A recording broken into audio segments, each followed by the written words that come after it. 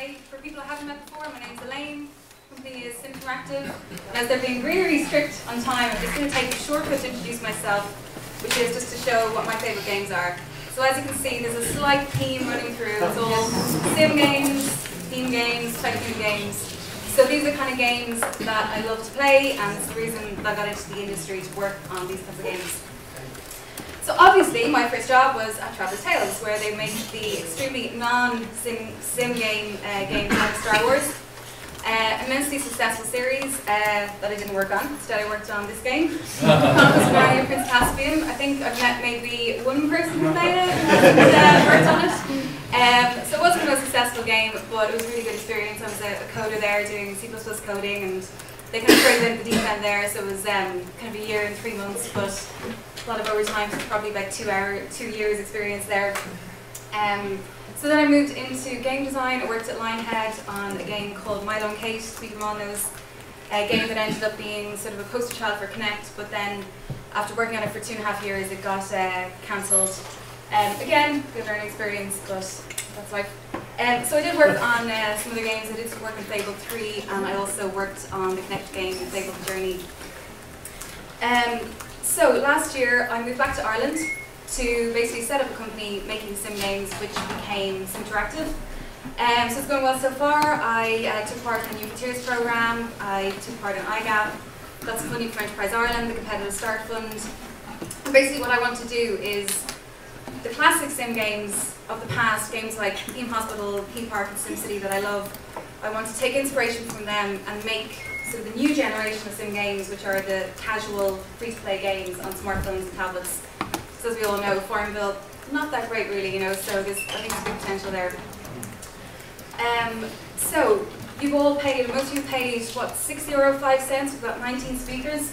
So I have to give you all like 32 cents worth of value. So what we'll do is just to take sort of 5 lessons that I've learned that I'm applying to the development of my game with Simteractive, and hopefully there's at least one thing there that's useful.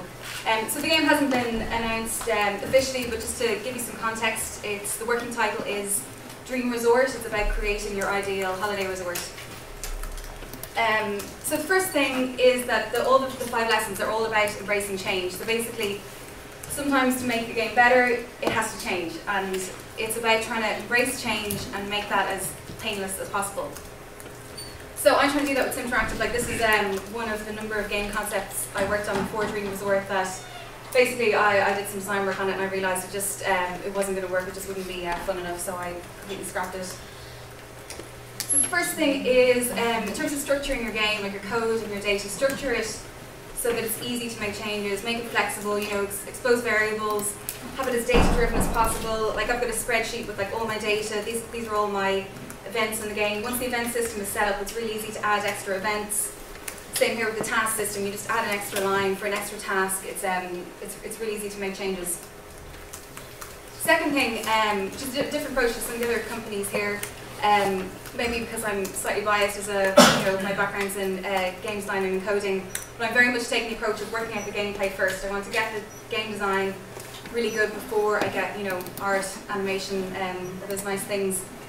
So this is why, if anyone's wondering why they never see my game publicly, this is why, because it looks like this, and for good reason.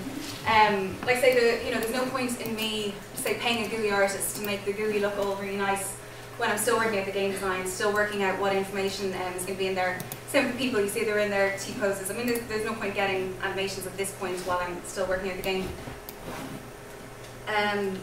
So the next thing is about design documentation. We spend so much time working on design documents. But with Dream Resort, what I wanted to do was just keep the design documentation really light at the start and just get into actually making a game. Because it's not a game design if it's in a document, it's only a game design when it's in an actual game. So this is like the initial design doc. It was just 6.5 pages, concept doc. And even some of the sort of what I thought would be some of the core loops in the game, as soon as I implemented them, I realised it wasn't going to work. So I was glad I didn't spend like 3 months writing a big design document.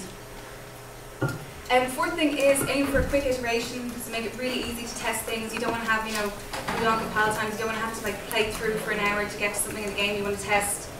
Yeah, make it easy for yourself. Like, this is what I have in the game to set up different variables. Like, say if I want to test the rubbish system, you just change it so that you create lots of rubbish, so you don't have to play for an hour to get that amount. Fifth thing, possibly the most important thing, is make it easy to throw stuff away. So in particular with artwork, if you you see it time and time again when people, they kind of know in their heart that something needs to change in the game, but because you might have this beautiful piece of art, people are really reluctant to throw it away, even though it's actually for the good of the game. So this is a screenshot from the most recent build. As you can see, all the buildings there. They're not pretty. I was even, Savvy Bear said that programmer art, it looks way better than that. So this is programmer art. They're literally boxes, but for the moment it works absolutely perfectly. And if I want to change the buildings, I can. So yeah, just to say, at the moment I'm just doing development myself. I did get a bit of funding from Enterprise Ireland.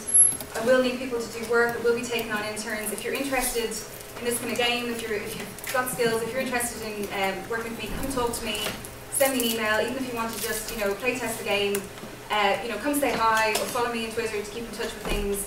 Even if you don't get a chance at this event, come up and say hi at another event. And that's it. Enjoy the rest of the day. Bye.